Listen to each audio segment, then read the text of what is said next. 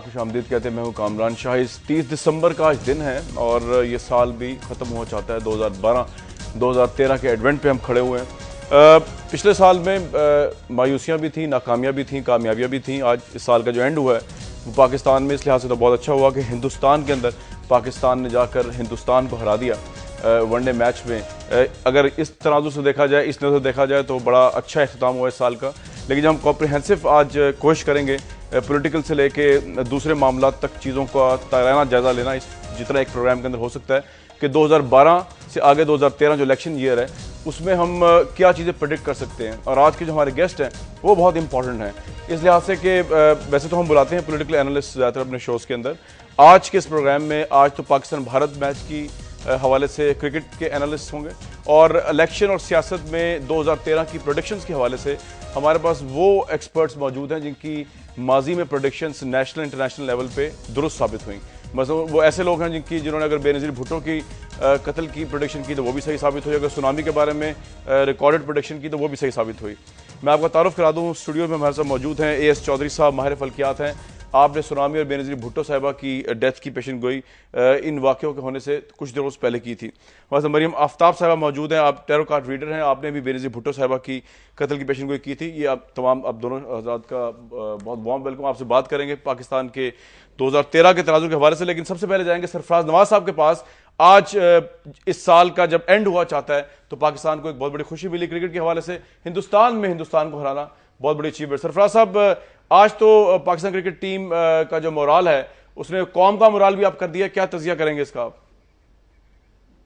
देखें, कौम का मोराल भी और नए साल की खुशियों के साथ जो सेलिब्रेशन करनी है नए साल की, वो भी कौम ने आज तोहफा दिया है कि खुल के खुशियाँ मनाओ और भंगड़े डालो और नया साल मुबारक को देखो। तो मैं ये कहूँगा कि आज की जो पाकिस्तान की सबसे अच्छी चीज़ जो देखी है फास्ट बॉलिंग जुनेद की तरफ से, जो शुरू में उसने जो बॉलिंग की है और 29 for 5 आते ही जो 5 खिलाड़ी आउट हुए हैं और मेरा ख्याल है कि आधे से ज़्यादा मैच यही पाकिस्तान जीत गया था। लेकिन उसके बाद धोनी ने जो एक आउटस्टैंडिंग और एवर रिमेंबरिंग इनिंग खेली 100 और रन की, तो उससे मैच कुछ हद तक बना।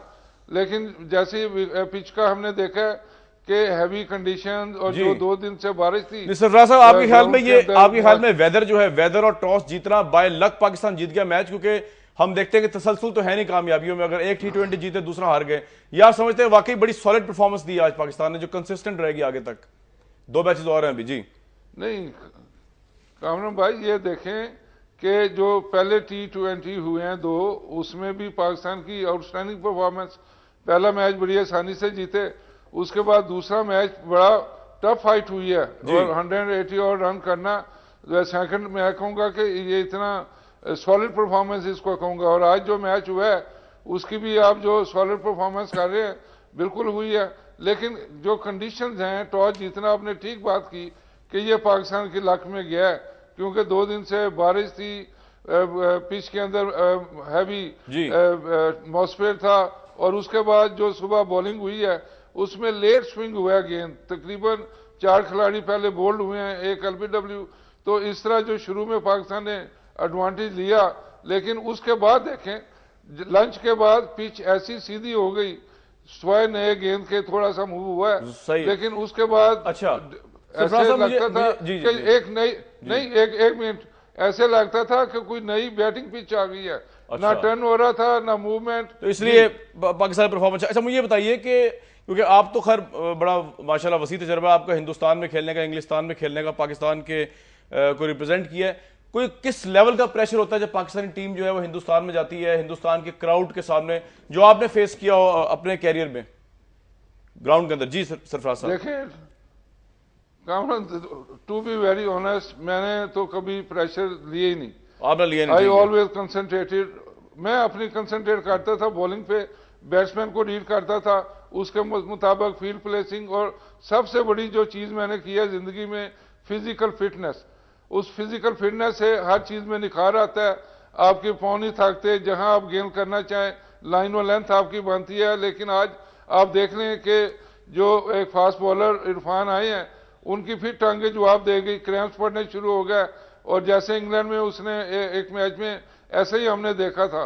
तो एक तो मैं ये कहूंगा कि आज के मैच में कई चीजें वाज़ेह हुई हैं फ्यूचर के लिए। अब T20 के लिए मेरा ख्याल है कि इरफान को रखा जाए, जैसे टेट को रखते थे ऑस्ट्रेलियन, वो सिर्फ T20 खेलता था, वो भी ही वॉज वेरी टॉल, तो या इसकी फिजिकल फिटनेस बेहतर होनी चाहिए। जी ठीक है, सरफराज साहब हमारे साथ मौजूद रहेंगे क्रिकेट के हवाले से। अभी हमें एक और साहब भी ज्वाइन करेंगे, पाकिस्तान का बहुत बड़ा नाम।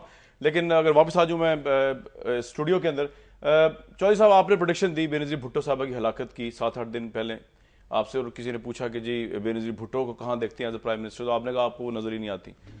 आज अगर मैं आपसे पूछूं कि साल 2013 को इलेक्शन का साल डिक्लेयर किया गया, आपके नज़दीक इलेक्शन उसी बर वक्त होंगे, या जितनी बीच में रखने आ रहे हैं, ख्वाह वो तारुल कादरी साहब का लॉन्ग मार्च हो या एक अमूमी तासुर है कि शायद इलेक्शन डिले हो जाए, आपकी जो सितारे हैं उनके नज़दीक जो है ये इलेक्शन स्केड्यूल पे होगा या कुछ और होगा? मैडम ये सवाल आपसे फिर मैं जी इसमें थोड़ा सा बताता चलूँ मैं आपको कि इसकी शुरुआत जो है ना जी क्रिकेट से भी बड़ी अच्छी बात है जी, लेकिन मार्स सैयारा मरीख इस वक्त पाकिस्तान के अगेंस्ट आके बैठ गया है, यानी एक्वेरियस में। पाकिस्तान ल्यू है, ल्यू के सामने वाले घर में, यानी पाकिस्तान ल्यू है, हाँ बाय स्टार और उसके असद में आके बैठ गया है। और उधर इसके चौथे घर में, पाकिस्तान चौथे घर में सैटर्न ऑलरेडी 5 अक्टूबर से बैठा है। ये नजरात कोई अच्छे नहीं है।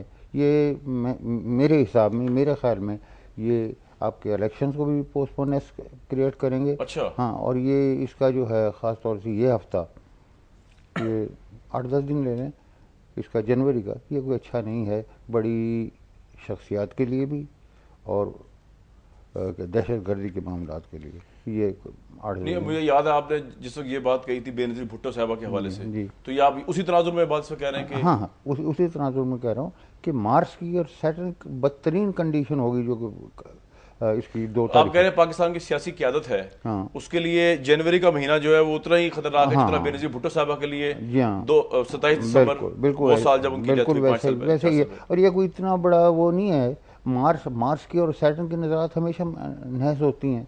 तो चौधरी साहब ये बताइए कि इसका इम्पैक्ट हो सकता है इलेक्शन के डिले पे, कि अगर खुदा ना खास्ता जिस तरह अगर आप कह रहे हैं कि कोई सियासी हलाकतें होती हैं, अगर टू बी वेरी फ्रैंक जो आप बात कर रहे हैं, तो उसकी वजह से इलेक्शन आपके ख्याल में डिफर होंगे, या आपके ख्याल में कुछ वजूहात कुछ और नजर आती है? उसकी वजह से नहीं, अच्छा, या उसकी वजह से भी हो सकते हैं, लेकिन मजीद कोई ऐसे हालात सियासी और बाहर की दुनिया का प्रेशर या इस किस्म की क्रिएशन होगी जो कि तातुर का मूजिब बनेगी।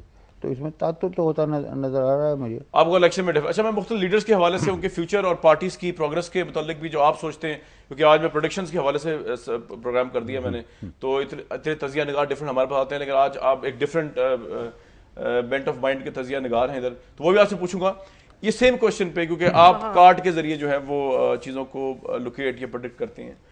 इलेक्शन आपको डेफर होते नजर आते हैं, आप एग्री करते हैं या डिसएग्री करेंगे? मैं एग्री करती हूँ, क्योंकि ये जो कार्ड है ये इलेक्शंस के उसमें रुकावट का आता है, और सर्कमस्टेंशियल चेंजेस इसको थोड़ा सा डिले करें। जी, कामरान खान है या जी जी जी कामरान शायद। अच्छा, और मेरे नज़दीक जनवरी में इतने क्रिटिकल सिचुएशन नहीं है, बट लेटर ऑन बिल्ड होगी। अच्छा, जनवरी में अगर आप कह रही हैं कि पॉलिटिकल असैसिनेशंस का आपके जहन में नहीं है? मेरे जहन में नहीं है, लेकिन ये जो बात कर रहे हैं ये हो सकता है इससे आगे तक जाए। अच्छा, वो किस बेस पे आपको लगता है? वो इस बेस पे लगता है जो ये रूटिंग कार्ड है, जो ये शुरू होता है वो आगे जाके स्मूथ नहीं आता। जो कार्ड आपका है ये थोड़ा लोगों की उस पर से ये कार्ड बेसिकली क्या है? इनका तो है ना सितारे चेक करते हैं, कार्ड ये आप क्या चेक करते हैं? ये कार्ड के नंबर्स होते हैं, ठीक है, ये नंबर्स होते हैं, और ये नंबर्स को आप कैलकुलेट करके उसका एक सीक्वेंस बनाते हो, और हर स्प्रेड का क्वेश्चन का एक स्प्रेड होता है। अच्छा, तो आपका स्प्रेड था कि इलेक्शन जो है वो पोस्टपोन होंगे, तो अगर येस नो में है तो इट्स अ येस। इनके अगर आपकी प्रेडिक्शन को मैं देखूं कि जी जनवरी टफ होगा, लेकिन वो लेटर ऑन टफनेस भी रहेगी, वो इतनी जल्दी ख़त्म नहीं होगी। अच्छा, ये पाकिस्तान में जौहरी साहब पिछले 1 साल में इंकलाब के ऊपर जो पूरी पॉलिटिक्स चली, इसमें तारुल कादरी तो आखिरी है, लेकिन इमरान खान साहब ने स्टार्ट की। इमरान खान साहब का इंकलाब कहाँ पे ज़्यादा नजर आता है आपको 2013 में? जी हाँ, ये या इंकलाब ओवरऑल पाकिस्तान में कहाँ पे स्टैंड करता है? तो इंकलाब तो बहुत से लोग, हाँ, मैं बता रहा हूँ कि इमरान खान के ये इसकी जद्दोजहद मेहनत में तो कोई शक नहीं है। बहुत स्टार्स के हवाले से बताएं मुझे। मैं बता रहा हूँ अभी कि ये जो है इनकी डेट ऑफ बर्थ के हिसाब से भी मैं समझता हूँ तो ये जो 2013 है ये स्लो है, इसमें कुछ ज़्यादा अचीवमेंट्स नहीं नज़र आती मुझे। इमरान साहब हाँ की। जी, अच्छा, हाँ 2014 लास्ट और 15 में फिर इन पावरफुली मोटिवेट करेंगे। ये आपका परसेप्शन है इलेक्शन के पॉइंट ऑफ व्यू से? हाँ बिल्कुल। यानी कि जो परसेप्शन ये है कि स्वीप कर सकते हैं एज अ लीडर, वो आपको 2013 में इमरान खान से नजर नहीं आ रहा।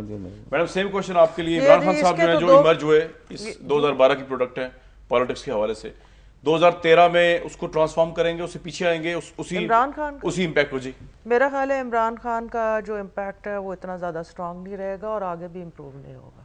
वो क्यों आपको लगता है? ये डबल कार्ड्स आए हैं। अच्छा। डबल कार्ड्स आए और इनका जो न्यूमरोलॉजी में नंबर आया है वो इतना स्ट्रेंथ वाला नहीं है।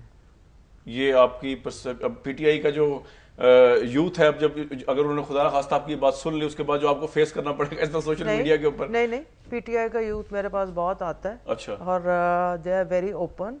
वो क्या कहते हैं आपसे? नहीं, they are very open, they are very passionate people, they want to bring a change, but unfortunately then they should pray for some luck. अच्छा, अदरवाइज आपको लक नजर नहीं आती। इस प्रोग्राम में जाएंगे ब्रेक से वापस आएंगे तो पॉलिटिकल डिस्कशन प्रेडिक्शंस के हवाले से और क्रिकेट में बात करेंगे वापस आके।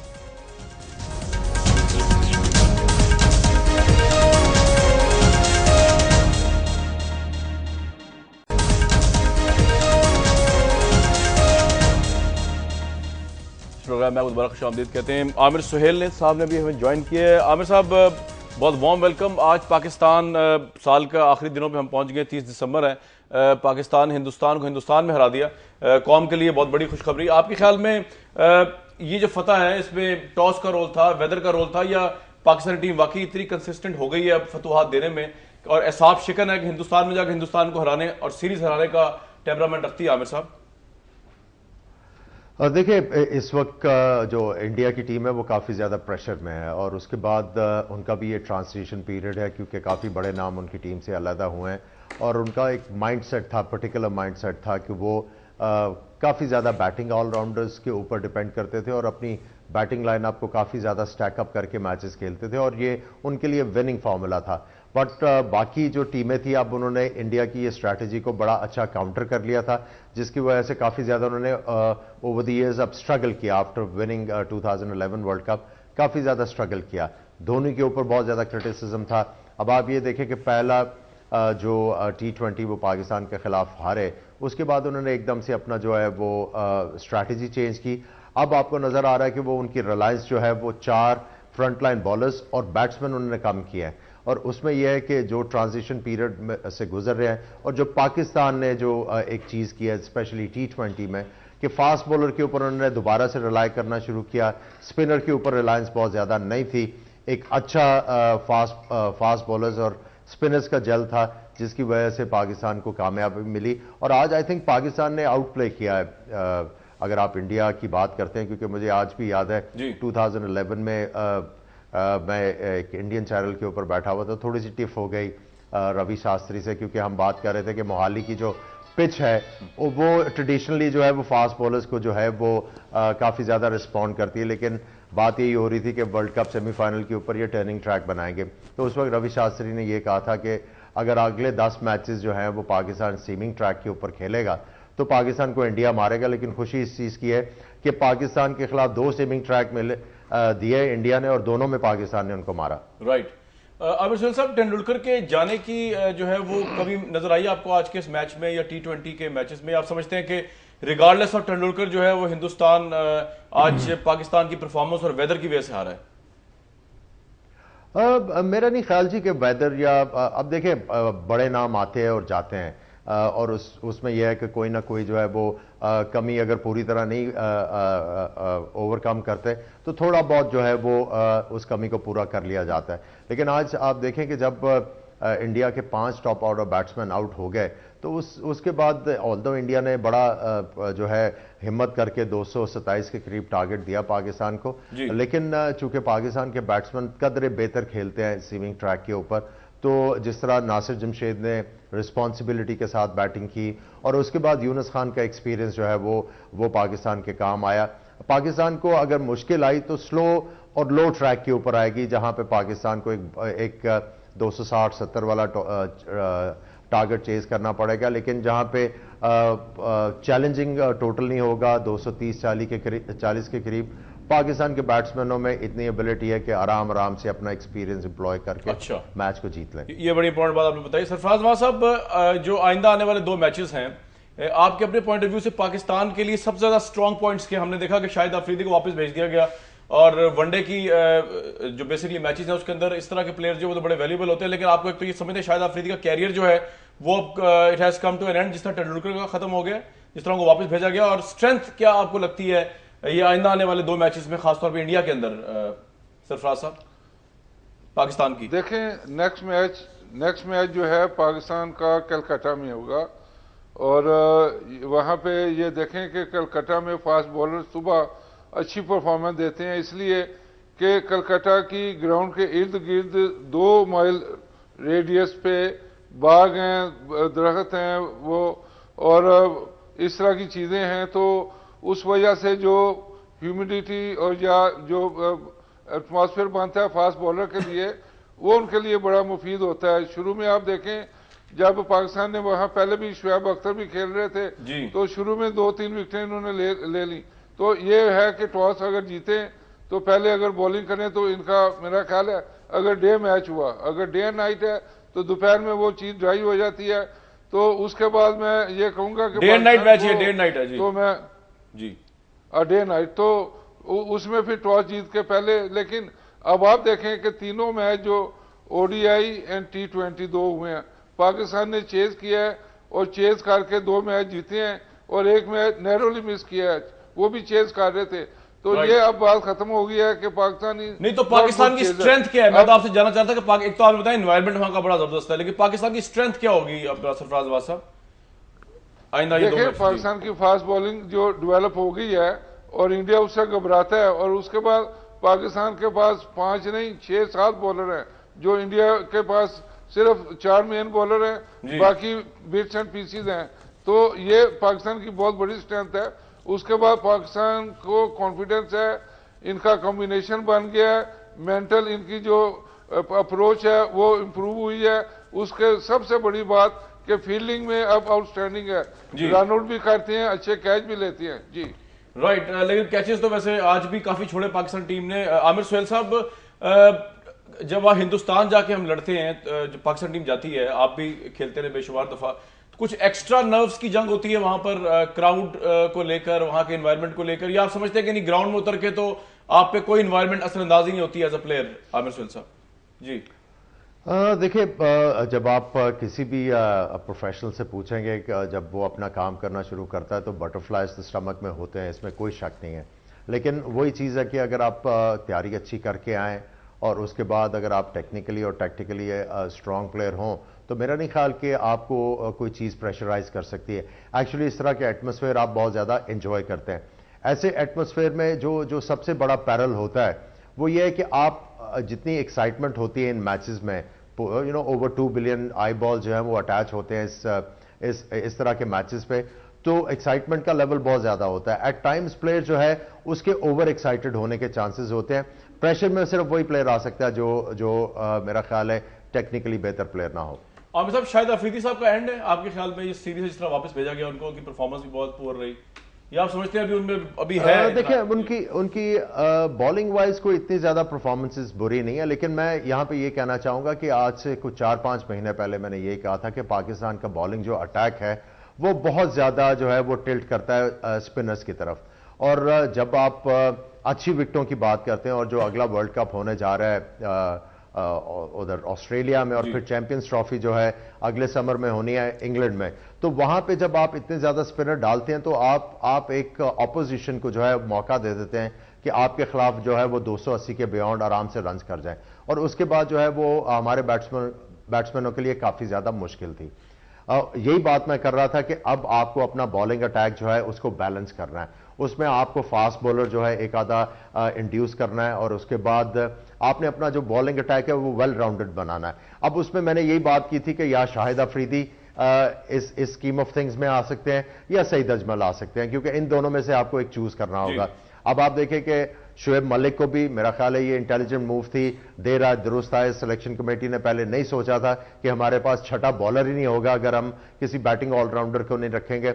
हफीज आपके पास है, तो जिस तरह अब आप देखें कि इंडिया ने भी अपना ट्रेंड चेंज किया, अब सिर्फ एक फ्रंट लाइन स्पिनर के साथ वो खेल रहे हैं अश्विन के साथ, बाकी वो 3 फ्रंट लाइन फास्ट बॉलर्स हैं उनके पास और 2 ऑलराउंडर के साथ वो अब मैदान में उतर रहे हैं। तो आई थिंक पाकिस्तान ने अब ये फैसला तो किया है, उसमें यह है कि शाहिद अफरीदी के लिए अब कम बैक करना जो है उनको बहुत ज्यादा मेहनत करनी पड़ेगी। आई थिंक उनको अपने रिफ्लेक्सेस शार्पन करने पड़ेंगे, बैटिंग में फॉर्म में आना पड़ेगा, फिर ही चांस होगा उनका। राइट, आमिर सुहेल साहब, सरफराज नवाज साहब हमारे साथ मौजूद रहेंगे।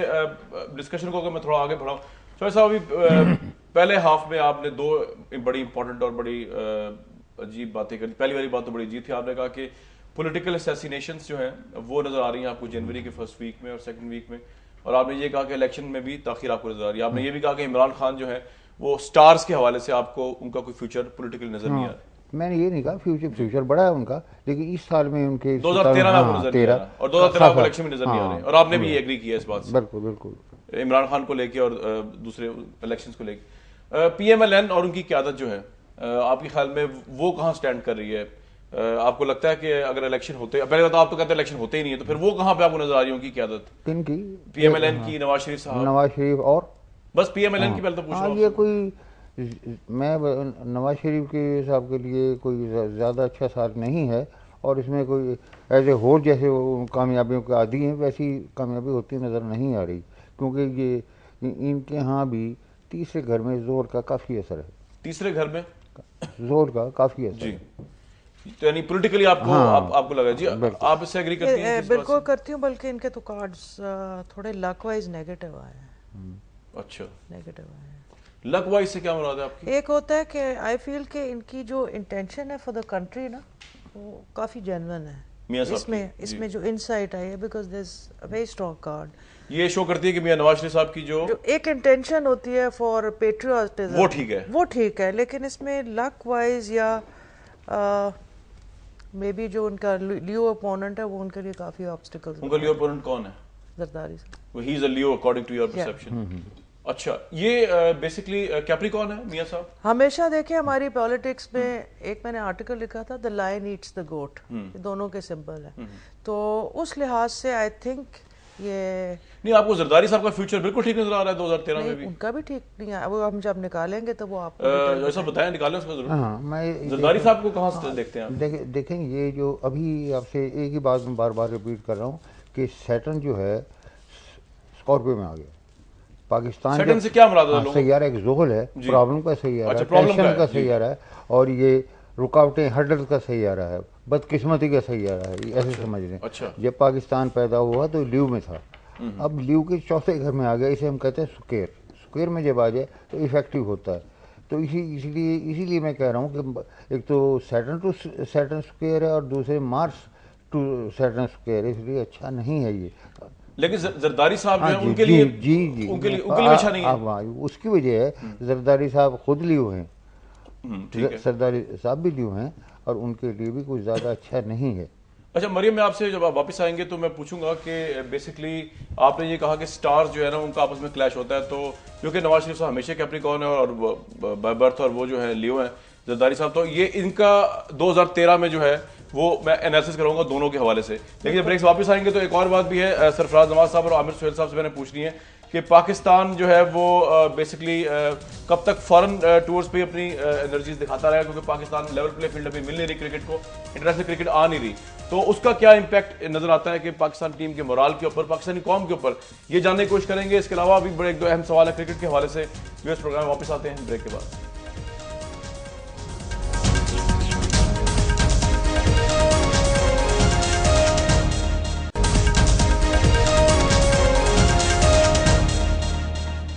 इस प्रोग्राम में दोबारा खुशामदीद कहते हैं। 2012-13 के हवाले से ये प्रोग्राम चल रहा है, बल्कि 2013 के हवाले से चल रहा है, और जानने की कोशिश कर रहे हैं स्पोर्ट्स की परफॉर्मेंस पाकिस्तान की। आज पाकिस्तान ने भारत को भारत में हरा दिया, और सियासी तौर पे जो प्रेडिक्शंस की हैं हमारे दो मोअज़्ज़ज़ गेस्ट ने, जिसमें उन्हें इलेक्शन नज़र नहीं आ रहा और जिसके अंदर जो है उनको पॉलिटिकली असैसिनेशंस तक नज़र आ रही हैं, इस पर बात करेंगे। लेकिन पहले मैं आमिर सुहेल साहब के पास जाऊँगा।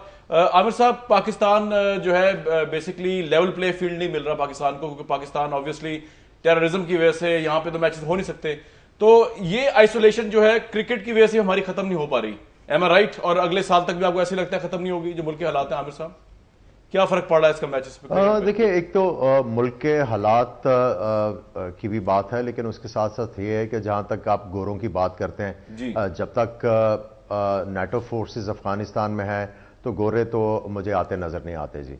और ये इनसाइड रिपोर्ट है आईसीसी की। और दूसरी चीज ये है कि बांग्लादेश शायद पाकिस्तान का टूर कर ले, क्योंकि अगर आप उनकी बांग्लादेश प्रीमियर लीग की बात करते हैं तो वहां पे मेन अट्रैक्शन जो है वो पाकिस्तानी प्लेयर्स हैं, क्योंकि लास्ट टाइम भी जो मेजर प्लेयर्स थे वो परफॉर्मर्स थे वो पाकिस्तान के प्लेयर्स थे। और इस दफा पाकिस्तान क्रिकेट बोर्ड ने उनको थोड़ा सा थ्रेट किया हुआ है कि अगर आप पाकिस्तान का टूर नहीं करेंगे तो हम आपको जो है बीपीएल के लिए प्लेयर्स भी अलाउ नहीं करेंगे। तो मे बी कोई चांस है, लेकिन बांग्लादेश ने भी जो स्टेटमेंट दिए हैं कि जी हम पाकिस्तान का टूर करने के लिए तैयार है। लेकिन एक चीज समझ से बाहर है मेरी, वो ये है कि जब लास्ट टाइम बांग्लादेश पाकिस्तान आ रही थी तो वो एक हाई कोर्ट में स्टे हो गया था कि एक बंदे ने केस किया था कि जी वहां पे हालात ठीक नहीं है। तो जब तक आप वो स्टे को जो कॉश नहीं करवा लेंगे तो आप ये स्टेटमेंट किस तरह दे सकते हैं, क्योंकि ये मुझे अभी तक समझ नहीं आ रहा कि ये कौन से लेवल से ये बात हो रही है। पाकिस्तान की तो वहां पे भी हाँ मैं थोड़ा सा आइसोलेशन में और खराब होती है जब ऑब्वियसली आपको अपने डोमेस्टिक ग्राउंड के अंदर ग्रूमिंग करने का मौका नहीं मिल रहा। तो आपके ख्याल में बहुत नेगेटिव इंपैक्ट पड़ रहा है पाकिस्तानी क्रिकेट पे, या नहीं फर्क पड़ता आपके ख्याल में आमिर साहब? देखिए, ऑब्वियसली पाकिस्तान के जो शायकीन हैं जो क्रिकेट को बहुत ज्यादा पसंद करते हैं वो तो डिप्राइव हो रहे हैं इंटरनेशनल क्रिकेट के। और दूसरा ये कि पाकिस्तान जो क्रिकेट अपनी होम सीरीज खेल रही है वो दुबई में खेल रही है, और जो मासेस हैं वो तो अफोर्ड नहीं कर पाते कि वो पाकिस्तान का दुबई में जाके मैच देखें। और डेफिनेटली जो प्लेयर्स हैं जो एक एडवांटेज होता है होम ग्राउंड के ऊपर खेलने का, वो तो पाकिस्तान को बिल्कुल मैसर नहीं है काफी अरसे से। तो उसके साथ साथ ये है कि हम लोग जो है अपनी डोमेस्टिक क्रिकेट को बेहतर करने की भी कोशिश नहीं कर रहे। उसमें बेहतरी लाने की बजाय हम अपने मफादात को देख रहे हैं कि हमने यहाँ पे किस तरह स्टे करना है, और उसमें आप बोगस क्लब्स को जो है इनकरेज कर रहे हैं और काफी ज्यादा चीजें खराब हो रही हैं। मेरा ख्याल है उनको एड्रेस करना बहुत जरूरी है। ये बड़ी इंपॉर्टेंट बात आपने की। जबकि बात होगी पाकिस्तान अपने होम ग्राउंड का एडवांटेज नहीं है, सरफराज नवाज साहब तो बड़ी अजीब सी बात करने लगा हूं मैं, लेकिन वैसे इसको लाइट वे में लीजिएगा कि आज धोनी को जो है वो मैन ऑफ द मैच करार दे दिया गया, तो ये भी कोई होम ग्राउंड में होने का क्रेडिट था उनको, क्योंकि जीता पाकिस्तान, बेस्ट परफॉर्मेंस पाकिस्तान की थी। बैट्समैन हमारे नासिर जमशेद ने सेंचुरी बनाई, लेकिन मैन ऑफ द मैच जो है वो उनके कैप्टन को मिल गया। तो ये भी कोई होम ग्राउंड का एडवांटेज था या आपके ख्याल में बड़ा मेरिट पे फैसला हुआ है मैन ऑफ द मैच का? जी सरफराज साहब। नहीं, मैं ये कहूंगा कि बाइस्ड ओपिनियन थी जो भी वहां बैठे हुए हैं। हालांकि देखें, मैं ये नहीं कहता कि धोनी ने सेंचुरी की या नासिर जमशेद ने सेंचुरी की। असल में जो पांसा पलटा है और शुरू में मैच को विनिंग पोजीशन पे ले गया वो हमारा फास्ट बॉलर जुनैद खान था जी। उसने देखें 29 पे 5 आउट, वहीं आधा मैच खत्म हो गया जी। देखें 4 विकेटें भी लेनी इस मीन के 100 रन के बराबर है एक रोजा मैचेस में। तो ये वहीं से इंडिया ने आगे लगे हैं और पाकिस्तान वहीं से ऑन टॉप आ गया। बाकी जो अमर सुहेल ने बड़ी खूबसूरत बातें की हैं, इसको मैं थोड़ा सा आगे बढ़ाऊं कि होम कंडीशन में जब पाकिस्तान के अंदर टीमें आएंगी तो वहां ये बेहतरी है कि 3-4 साइड मैचेस होते हैं जहां पे जो टॉप परफॉर्मर हैं इन डोमेस्टिक क्रिकेट उनको चांस मिलता है। वहां से फिर आपकी टीम नेशनल लेवल तक रिकॉग्नाइज होते हैं वो प्लेयर। ये डिप्राइव हो रही है, ये बड़ी इंपॉर्टेंट बात है जी। तो वो तो ऑब्वियसली टेररिज्म के हवाले से, और जो हमारी गुफ्तगू यहाँ हुई है आपसे, उसमें तो आप कह रहे हैं कि पाकिस्तान के हालात मजीद खराब होने जा रहे हैं, तो उससे क्रिकेट पे भी असर पड़ेगा।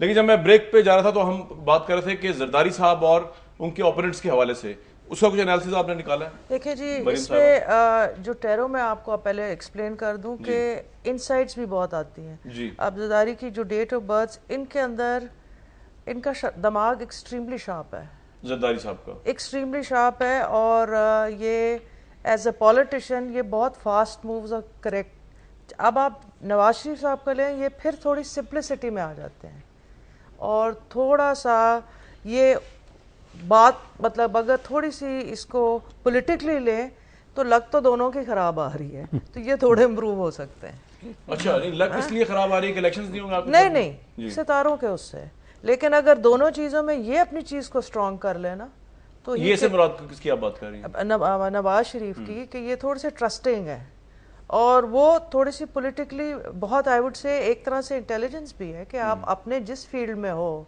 उसको बहुत शार्पली डील करो। आप एग्री करते हैं जरदारी साहब के लिए बहुत ही जबरदस्त है आने वाले दिन as compared to any other leader जो इन्होंने कहा है? नहीं, जबरदस्त नहीं है। I am talking about his political लेकिन चले I will put the question this way कि जरदारी साहब का फ्यूचर चॉइस आप कहाँ देखते हैं आप? मैं तो लोगों ने तो फ्यूचर बड़ा बड़ा बताया हुआ है, लेकिन मैं नहीं उससे एग्री नहीं करता, क्योंकि ये जो है ना, ये 2013 और 14 ये बहुत ज़्यादा खराबी लाएंगे और उनके इक़्तिदार को बहुत शदीद नुकसान पहुँचाएंगे। जरदारी साहब के बिल्कुल। आर्मी चीफ जो है वो आराम से रिटायर हो जाएंगे, फौज की तरफ से कोई प्रॉब्लम तो नहीं होगी पाकिस्तान को आपके नजदीक? हो सकती है इसमें फरवरी के बाद। अच्छा, हाँ, कोई इन्वायरमेंट हो सकती है, लेकिन जो है इसका उसकी वजह ये बता दूं मैं आपको, ये मार्स और सैटर्न की वजह ऐसी है कि जिसमें फौज की इन्वॉल्वमेंट हो सकती है। अच्छा, ये आपको लगता है ऐसा? बिल्कुल। आमिर सुहेल साहब, हमने ये देखा कि पाकिस्तान में बेसिकली, इसमें आपसे मैं पूछूं आके भी इनसे बात करके, हमने देखा पाकिस्तान में कि बॉलर्स तो पाकिस्तान ने बहुत बड़े बड़े पैदा किए, आप खुद भी बहुत बड़े बैट्समैन रहे, आउटस्टैंडिंग प्लेयर है पाकिस्तान क्रिकेट टीम के, लेकिन बैट्समैन और फील्डिंग जो है दोनों में पाकिस्तान बहुत ही पीछे रहा हमेशा। इसकी वजह क्या है? बॉलिंग साइड हमेशा स्ट्रॉन्ग क्यों रही है और batting side as compared to, let's put it this way, India हमारी वीकर रही है? देखिए उसमें जो आपका जब आप अर्ली 90s तक की बात कर ले तो आपके पास बैट्समैन भी काफ़ी वर्ल्ड क्लास आए हैं, इसमें कोई शक नहीं है। बड़े बड़े नाम पाकिस्तान ने प्रोड्यूस किए हैं, एक बहुत लंबी लिस्ट है। नज़र मोहम्मद साहब से लेके अगर आप हनीम मोहम्मद साहब को ले लें, मुश्ताक मोहम्मद को ले लें, आसिफ इकबाल, माजिद जहांगीर खान, एंडलेस लिस्ट है, जावेद मियादाद, इंजमामुल हक, सईद अनवर। लेकिन आप फास्ट बॉलर्स की जो बात कर रहे हैं जी, फास्ट बॉलर को आप you can actually throw them young, लेकिन जब आप बैट्समैन की बात करते हैं या आप फील्डिंग की बात करते हैं तो उसमें क्लब क्रिकेट जो आपकी ग्रास रूट लेवल की क्रिकेट है उसमें आपकी पार्टिसिपेशन और भरपूर पार्टिसिपेशन और फ्रीक्वेंट पार्टिसिपेशन जो है वो बहुत ज्यादा जरूरी है। ये चीजें आप एज ए बैट्समैन जो है यंग एज में अपनी टेक्निक को डेवलप करते हैं, उसके लिए आपको मैचेस बहुत ज्यादा खेलने पड़ते हैं। लेकिन अनफॉर्चुनेटली आपकी क्लब क्रिकेट जो है वो टोटली रिडंडेंट हो चुकी है। स्कूलों की तो आप स्पोर्ट्स की बात ही खत्म कर देना, वहां पे तो अब कुछ है ही नहीं, वो तो एक स्पोर्ट्स डे करते हैं साल के एंड में, शील्डें एक मेहमान खुसूसी बुला के शील्डें दे देते हैं, लेकिन हाउस टूर्नामेंट इस तरह की चीज नहीं है। कॉलेजेस की क्रिकेट खत्म हो गई, स्पोर्ट्स खत्म हो गई, आप यूनिवर्सिटीज पे आ जाएं वहां पे भी कोटा खत्म हो गया हुआ है। तो अनलेस और until we start thinking about these things, इन चीजों को किस तरह रिवाइव करना है, ये जो आपका क्वेश्चन है और उसको एड्रेस करना काफी ज्यादा मुश्किल है। सही है आमिर साहब, भी बड़ी जनरल बात की आपने। मेरे साहब, मैं इससे पहले आपसे जाना चाह रहा था कि 2013 के हवाले से ताहिरुल कादरी साहब जो है, आपको लगता है कोई बहुत बड़ा रोल प्ले करेंगे नेगेटिवली और पॉजिटिवली इन विच एवर वे, कि उनका आपने अभी तक जायजा निकाला ही नहीं है, उनका आपने निकाला चॉइस आपने कुछ? जी हाँ, ताहिरुल कादरी जो है ये पाकिस्तानी सियासतदानों के लिए खासी मुश्किलात पैदा करेंगे। नहीं, क्या कोई रोल नजर आता है वो आगे पॉलिटिक्स में? हाँ बिल्कुल, काफी। अच्छा, आपको नजर आता है? मुझे नजर आ रहा है कि काफी रोल होगा। और नहीं, आप स्टार्स के हवाले से कह रहे हैं या आपका अपना? स्टारों के हिसाब से कह रहे हैं। हाँ, ये काफी बड़ा रोल प्ले करेंगे, लोगों की समझबूझ पे भी काफी असरात डालेंगे ये। अच्छा, नहीं आपको पॉलिटिक्स में भी इनका रोल नजर, पावर में भी? बिल्कुल बिल्कुल।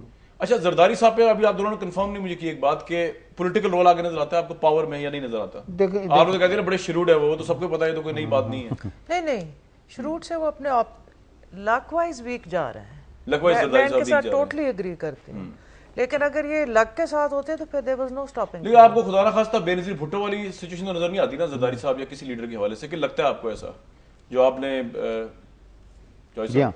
मुझे तो लगता है इसमें लगता है कोई ऐसी लीडरशिप के हवाले से, लीडरशिप के हवाले से बड़े कमजोर टुकड़ा को, और इसमें सब जितने लीडरशिप के दाई हैं उन लोगों को अपनी सिक्योरिटी पे बहुत ध्यान रखना चाहिए। राइट, इस पे इस डिटेल से बात नहीं करूंगा मैं, क्योंकि बिला वजह हम लेकिन क्योंकि अच्छी बात तो नहीं है इस पॉइंट ऑफ व्यू से। उस वक्त आपने बेनजीर भुट्टो साहब की प्रोडिक्शन की थी, वो भी बड़ी प्रोडिक्शन तो सही साबित हुई, खुदा करता वो प्रोडिक्शन सही साबित ना होती। तो 2013 का ये प्रोग्राम जिसमें मैं सरफराज नवाज साहब को, आमिर सुहेल साहब को बहुत ज़्यादा शुक्रिया, हमारे साहब मौजूद थी, मरियम आफ्ताब साहिब आपका बहुत शुक्रिया, जॉय साहब आपका बड़ा शुक्रिया। इसी नोट पर ख़त्म करूँगा कि आज के इस प्रोग्राम में जो पॉलिटिक्स के हवाले से बात हुई उसमें जो हमारे दो एनालिस्ट थे माहिर फल्कियात और एरोका ड्वीडर, उन्होंने ये कहा कि इलेक्शन होते नज़र नहीं आ रहे। मैं तो मेरी ये ख्वाहिश है कि इनकी प्रेडिक्शन गलत साबित हो, पाकिस्तान में इलेक्शन हो और वो क़यादत आए जो पाकिस्तान में जितने मसाइल जिनकी निशानदही अभी हो रही है या वैसे 2012 के उन मसाइल को लीड करे। और पाकिस्तान अगर टूट रहा है या पाकिस्तान जो है वो उसमें दर्द है, कर्ब है, उस दर्द और कर्ब को भी लीडरशिप से ख़त्म कर दे और जोड़ दे। ये हमारी एक्सपेक्टेशन और दुआ है। साल 2012 के एंड पे मेरा आखिरी प्रोग्राम है। इस साल के हवाले से अगर ज़िंदगी रही तो इंशाअल्लाह नेक्स्ट ईयर आपके सामने फिर आएंगे। पाकिस्तान के इश्यूज़, अवामी इश्यूज़ को फ्रंट लाइन से करने की कोशिश करेंगे। मुझे कामरान शाहिद को अपनी टीम के साथ 2012 के हिसाब से आप सबको एडवांस मुबारक भी हो साल। इस प्रोग्राम से आज इजाज़त दीजिए।